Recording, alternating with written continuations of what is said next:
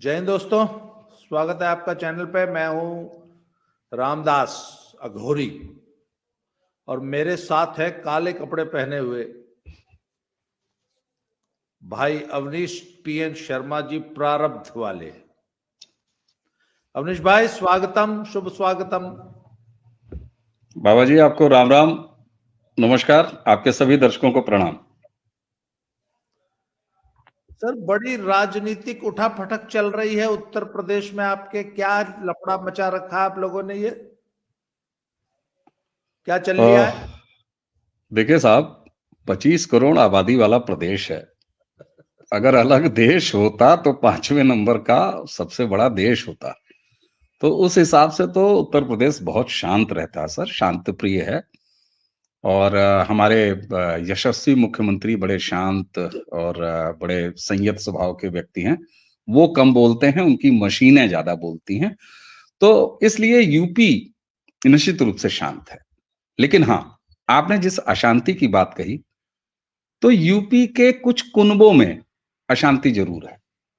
देखिए, 2024 का लोकसभा चुनाव अब दिनों का मामला रह गया है ना? लेकिन 2024 के लोकसभा चुनाव में क्या होगा, केवल उत्तर प्रदेश की बात नहीं कर रहा हूं। अशांत हमारे पड़ोस का बिहार भी चल रहा है साहब। तो यूपी बिहार एक बड़ी लोकसभा सीटों वाला प्रदेश है। और आप जानते हैं, ये कहा जाता है कि दिल्ली का रास्ता उत्तर प्रदेश से होके जाता है। तो ये बात सही भी है, जहां 80 सीटें हो लोकसभा की, है ना, तो वो रास्ता तो बनता है।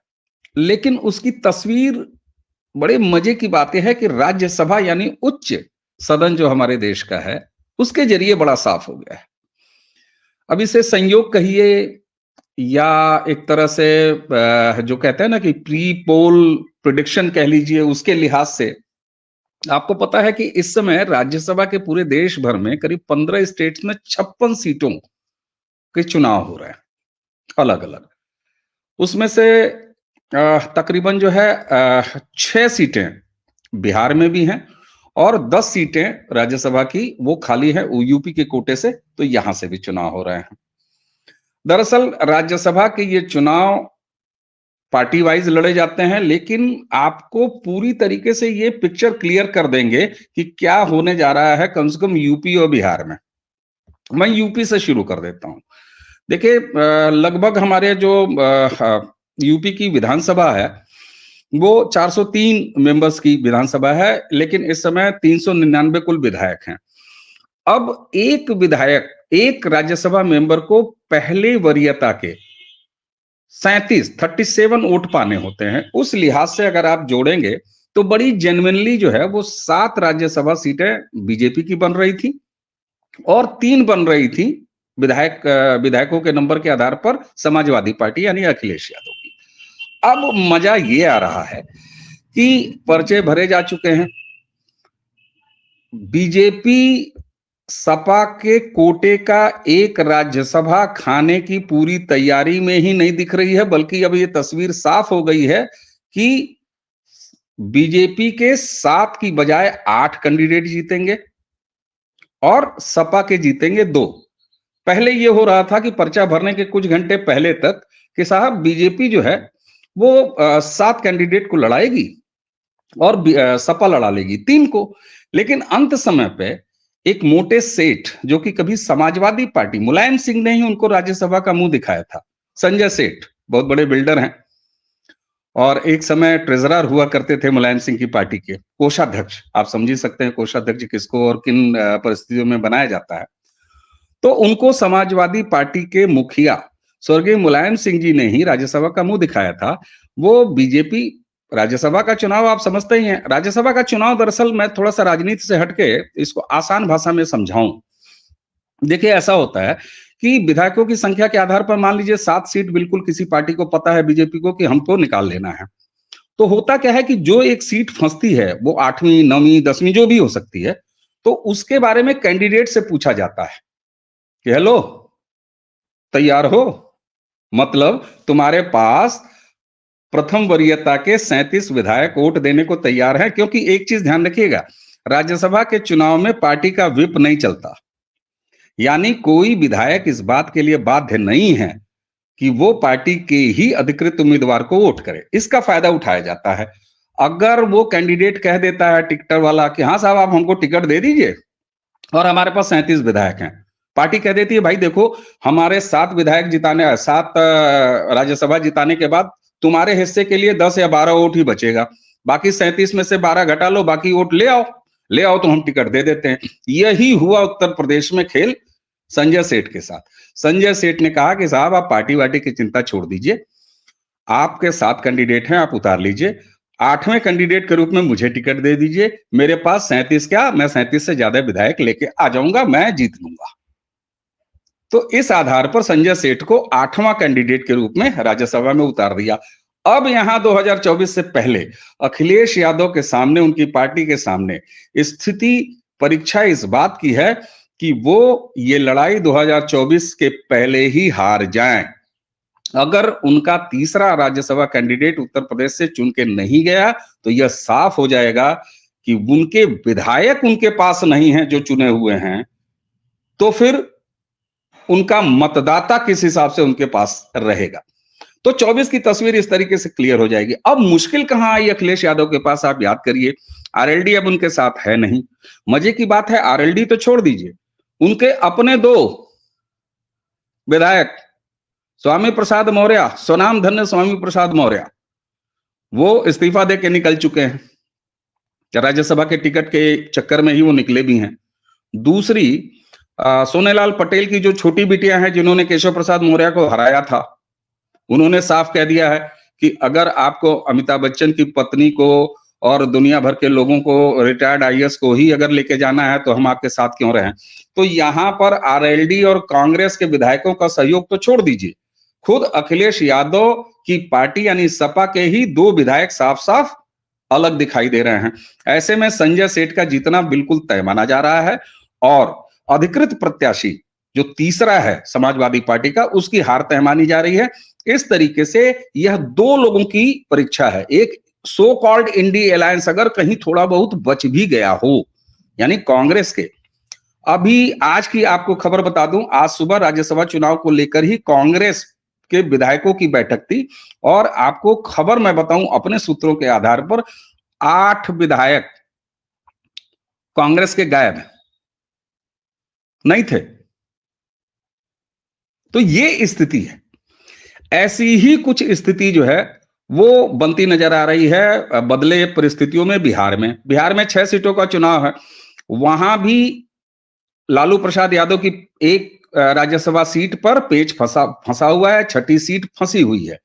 तो अगर इंडी अलायंस की कोई परीक्षा कह लीजिए तो यूपी बिहार में राज्यसभा के चुनाव के जरिए बिल्कुल सामने आती हुई दिखाई दे रही है। और यही आपको आंकड़ों के आधार पर हमारी जो इस्टेब्लिश मीडिया है सर, सेमीफाइनल, लोकसभा का सेमीफाइनल हर हफ्ते एक ऐसा कैप्शन लगा के प्रोग्राम करती है ना साहब, ये है असली लोकसभा 2024 का सेमीफाइनल, जो यूपी और बिहार की तस्वीर दिखा देगा कि समाजवादी पार्टी का अस्तित्व कहां है, उनके अपने विधायक उनके साथ है कि नहीं है, जनता मतदाता 2024 में किसके साथ रहेगा ये तो छोड़ दीजिए।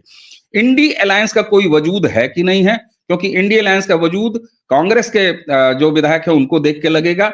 इसके अलावा उनकी अपनी पार्टी में विद्रोह है, लगभग यही स्थिति बिहार में भी है। तो कुल मिला के 2024 की तस्वीर उत्तर प्रदेश और बिहार राज्यसभा के इस चुनाव के जरिए साफ कर दे रहा है। जी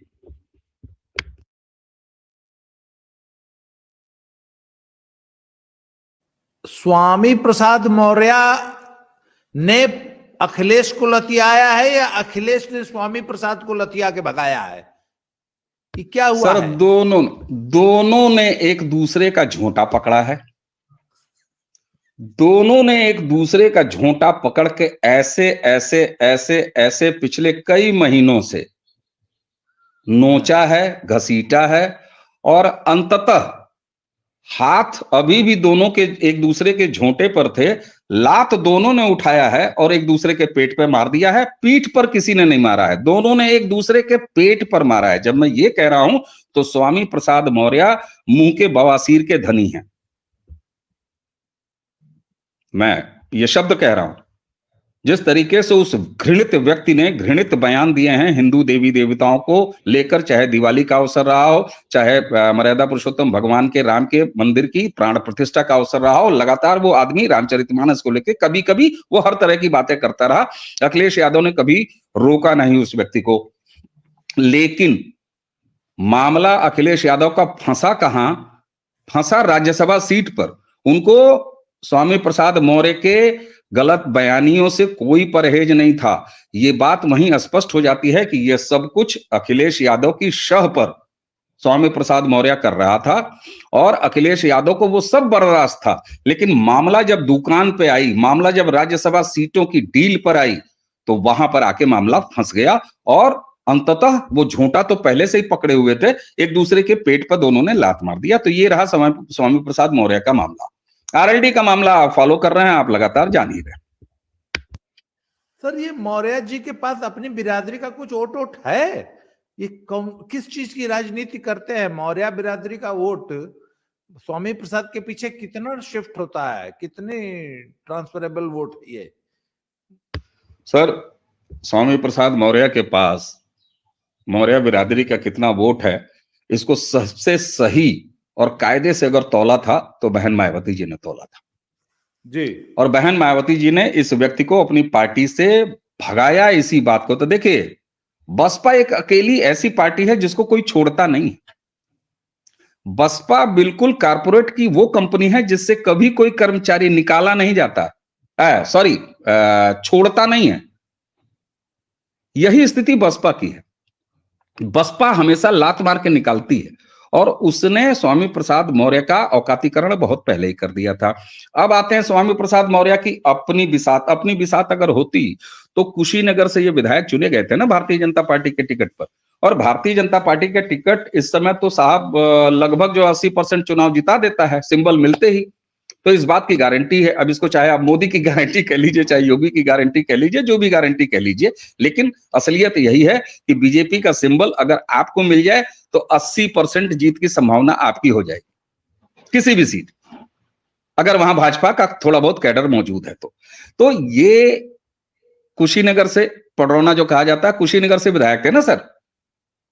जब इन्होंने पार्टी छोड़ी तो ये भागे वहां से। और आपके दर्शकों को बता दूं कि कुशीनगर के मौजूदा भारतीय जनता पार्टी के विधायक मनीष जायसवाल मेरे अनुज हैं, छोटे भाई हैं, बहुत ही छोटे, बहुत ही यंग, बहुत ही नौजवान व्यक्ति। उसने इनको बहुत कायदे से भागने पर मजबूर कर दिया और आखिरकार एमएलसी बनाया अखिलेश यादव ने, तब ये सदन का मुंह देख पा रहे हैं, वरना ये अपनी सीट भी हार चुके हैं।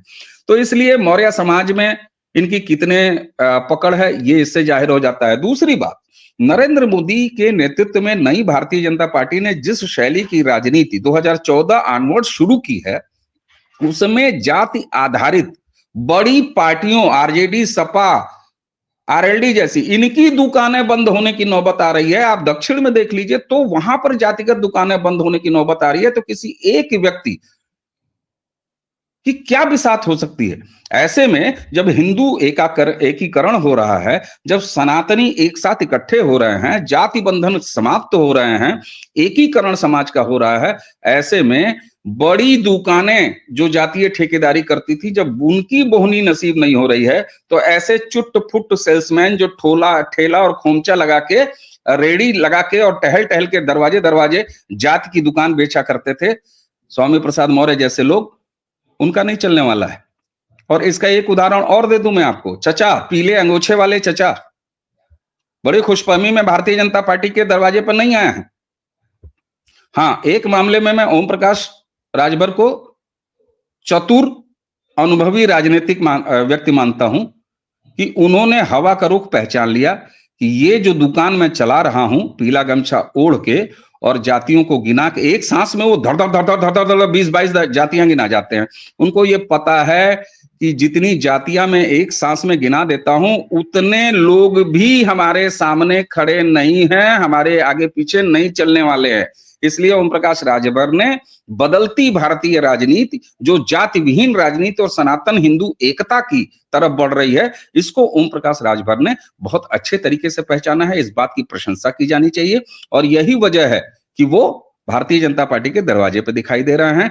चाहे चौधरी जयंत सिंह हो, वो भारतीय जनता पार्टी के दरवाजे पे दिखाई दे रहे हैं, क्योंकि निश्चित जानिए 2014 से जो राजनीति भारतीय जनता पार्टी की नए परिदृश्य में चल रही है, उसमें इन तमाम छोटे छोटे फुटकर बटखरों की दुकानें बंद होंगी। क्यों? इसलिए नहीं कि भाजपा सबको हरा रही है, भाजपा सबको निकल रही है, बिल्कुल नहीं। भाजपा हिंदुओं को एक कर रही है, जातियों में विखंडित हिंदू एक हो रहा है। इसलिए इस समय जो समझ जा रहा है उसको मैं समझदार नेता कहूंगा, चाहे वो जयंत चौधरी हो, चाहे वो प्रकाश राजभर हो। और जो नहीं समझ रहे हैं उनका नाम अखिलेश यादव हो सकता है, उनका नाम तेजस्वी यादव हो सकता है, उनका नाम लालू प्रसाद यादव हो सकता है, और अगर पूरे भारत में कोई नहीं समझ रहा है तो उसका नाम श्रद्धेय राहुल गांधी हो सकता है। सर, वो राजमाता एंटोनियो माइनो जी भी मैंने सुना है रायबरेली छोड़ के वो राज्यसभा चली गई। रायबरेली तो अनाथ कर गई। ये सब क्या हो रहा है? सर देखिए, राजमाता पर उनके अच्छे स्वास्थ्य की कामना। रायपुर में जो पिछला कांग्रेस जो अधिवेशन हुआ था, सोनिया गांधी ने स्पष्ट तो नहीं कहा था, लेकिन ये बात भी हकीकत है कि उन्होंने एक इशारा दे दिया था कि अब संभवतः वो 2024 का आगामी लोकसभा चुनाव नहीं लड़ेंगी। ये उन्होंने संभावना, हल्की सी एक संभावना दिया था, इसका साफ डिक्लेरेशन नहीं हुआ था। लेकिन बदलते स्वास्थ्य, बदलती अपनी जो है फिजिकल कंडीशन की वजह से कोई पॉलिटिकल लीडर सक्रिय राजनीति करे नहीं करे, ये उसका अपना डिसीजन होता है, उसका सम्मान किया जाना चाहिए, उसमें मुझे कुछ नहीं कहना। लेकिन जिस तरीके से सोनिया गांधी ने पलायन किया है रायबरेली से,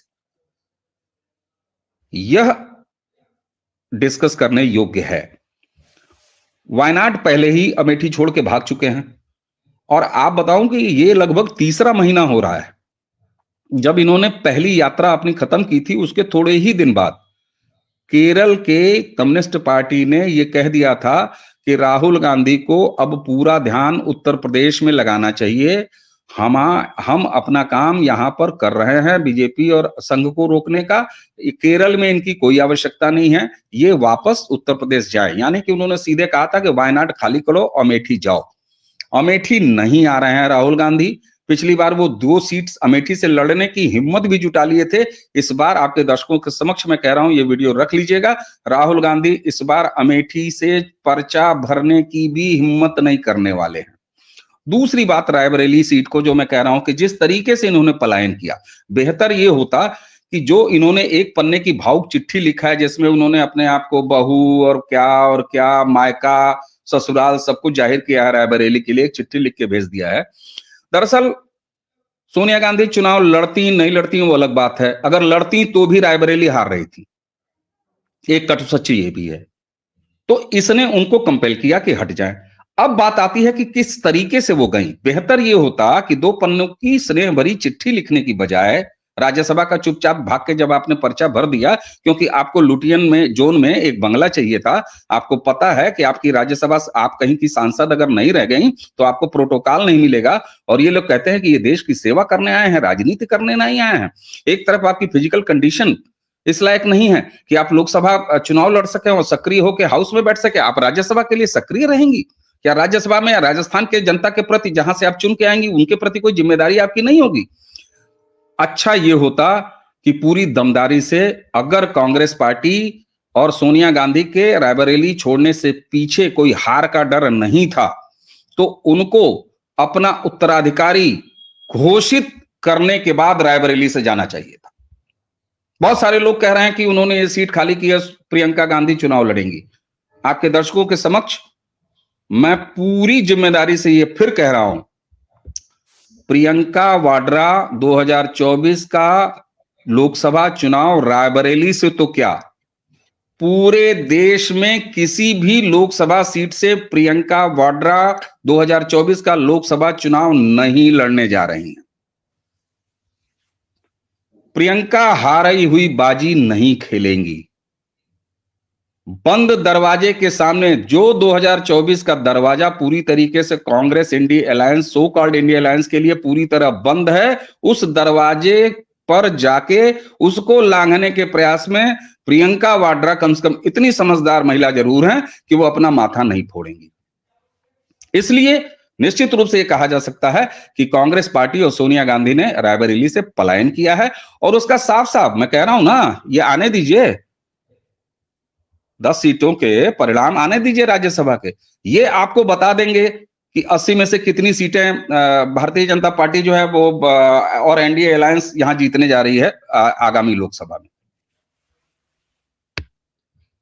तब तो सर यूपी से तो कांग्रेस का खाता नहीं खुलेगा इस बार। पहले एक सीट महाराज माता जीत लेती थी रायबरेली वाली, इस बार तो रायबरेली से भी हारना इनका निश्चित है। वो तो मैंने बहुत पहले, इस बार अगर राजमाता रायबरेली से, देखिए उनको पक्का पता था, क्योंकि जब से अदिति सिंह ने कांग्रेस छोड़ी है ना, देखिए रायबरेली में इनकी जो सबसे बड़ी ताकत थी वो अखिलेश सिंह का परिवार और अखिलेश सिंह की बेटी अदिति सिंह थी। जब अखिलेश सिंह जी नहीं रहे तो अदिति सिंह थी।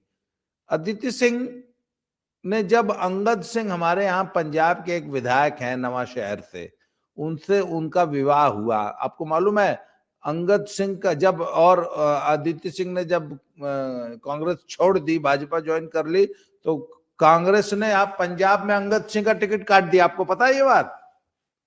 अदिति सिंह के हस्बैंड जो कि पंजाब में कांग्रेस के विधायक हुआ करते थे, इस चुनाव में उनका टिकट काट दिया कांग्रेस ने। जी जी, आपको ध्यान होगा, आपके साथ ही एक वीडियो चर्चा में इस बात का जिक्र आया था, आपने ही जानकारी दी थी मुझे। अब अदिति सिंह रायबरेली में इनको जीतने देंगी, तो सर रायबरेली से राजमाता पलायित हो गई, तो इसका मतलब अमेठी से पहले ही युवराज को भगाया जा चुका है। वायनाड में भी अब की बार थोड़ा ठिकाना नहीं है, अब की बार शायद कर्नाटक कहीं स्ट्राइक करेंगे, या उधर का नाम है जो नयका स्टेट जीते हैं ये लोग, तेलंगाना या कर्नाटक से कोई सेफ सीट, मुस्लिम बहुल सीट, सेफ सीट माने मुस्लिम बहुल सीट। सर उधर पूर्णिया, उधर कटिहार साइड भी बहुत तगड़ा स्वागत हुआ है। कहीं राहुल जी किशनगंज से चुनाव नहीं लड़ने की तैयारी कर रहे हैं? भाई राहुल जी का एक चीज तो तय है कि जहां गोल टोपी ज्यादा होगी वहीं से चुनाव लड़के जीत सकते हैं। बिल्कुल ठीक बात है सर। देखिए मेरी जो व्यक्तिगत अगर कामना कहिए तो मैं 2024 की लोकसभा, नई लोकसभा जब चुन के आएगी, उसमें राहुल गांधी जी को देखना चाहूंगा। वो कहीं से भी जीत के आए, यूपी से नहीं जीत पा रहे हैं तो हम उसमें नहीं कुछ कर सकते। सर इतने तनाव भरे जीवन में जो 2-4 खुशी हंसी के पल आते हैं वो युवराज की वजह से आते हैं। अगला मैंने इसीलिए कहा ना सर, और कुछ सर देखिए लड़के में, देखिए मैं उनके खिलाफ कोई एक शब्द नहीं सुनूंगा।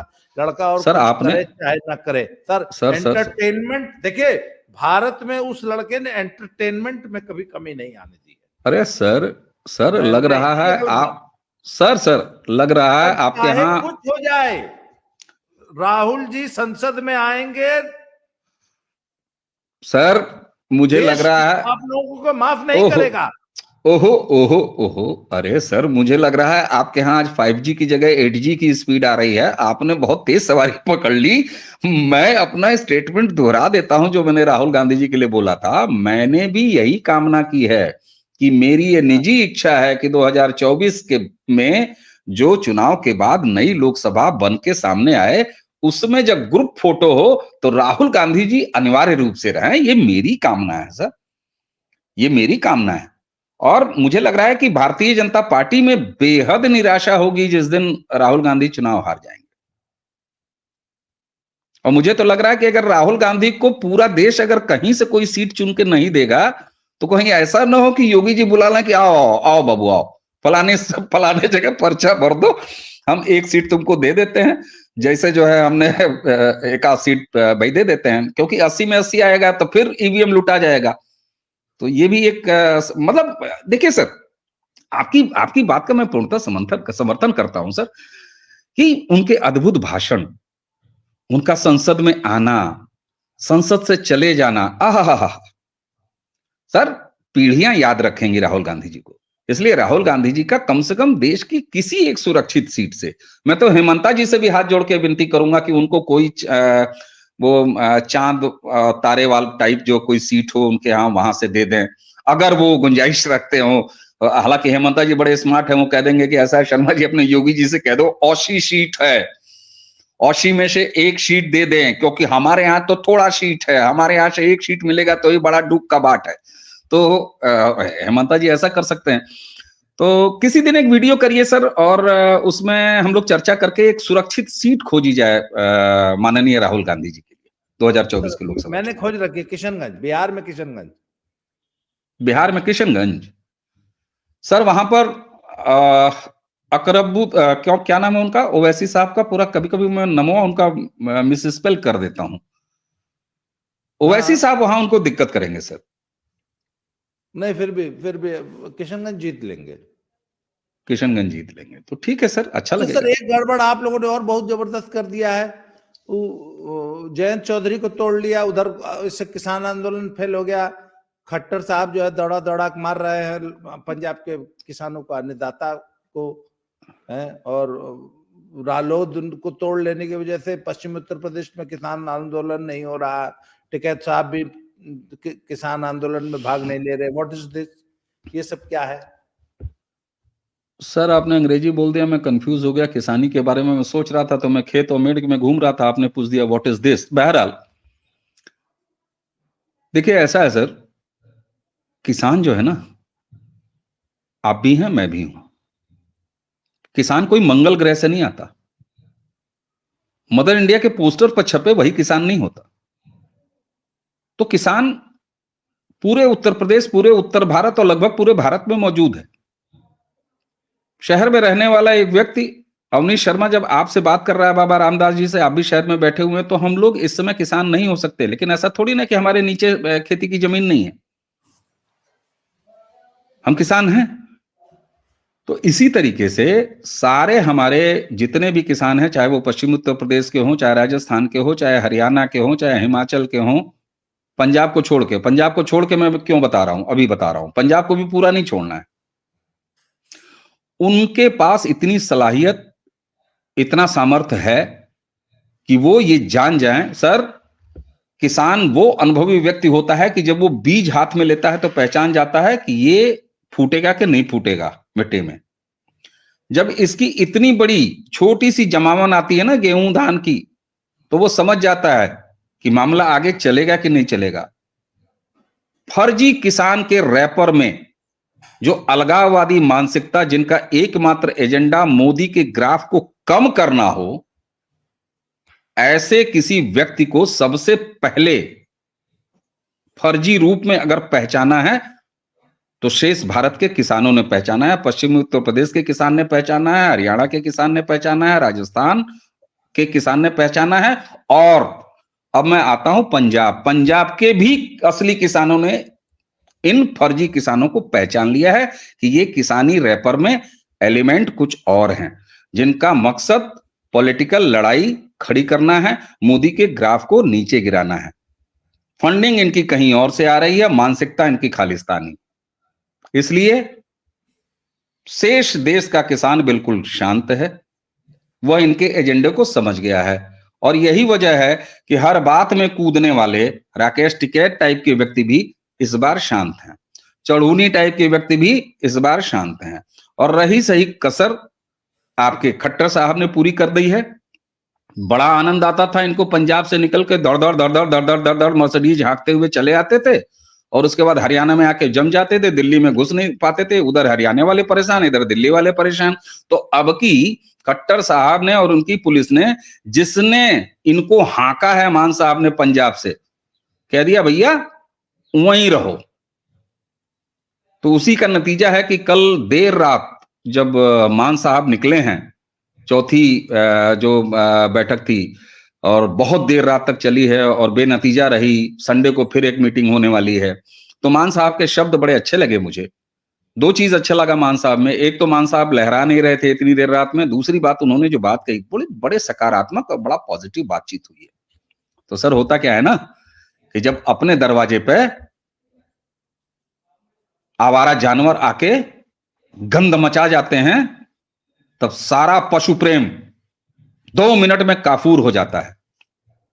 और धन्यवाद है खट्टर साहब और उनके एडमिनिस्ट्रेशन का केंद्र सरकार ने जिस तरीके से इस बात को बैक किया है कि खट्टर साहब ने बिल्कुल प्रण ले लिया है कि दिल्ली तो बहुत दूर है, तुमको हरियाणा में भी नहीं घुसने देंगे, और ये बहुत जल्दी अपनी अपनी बिलों में वापस हो जाएंगे, क्योंकि सोशल मीडिया का दौर है सर। ये तार तार एक्सपोज हो गए हैं कि ये केवल और केवल एक पॉलिटिकल आंदोलन है, इसके अलावा इसका किसानी से कोई मतलब नहीं है। बाकी रही एमएसपी पे बात, कैसे वो अनप्रैक्टिकल है, इस पे कभी और बात कर लेंगे।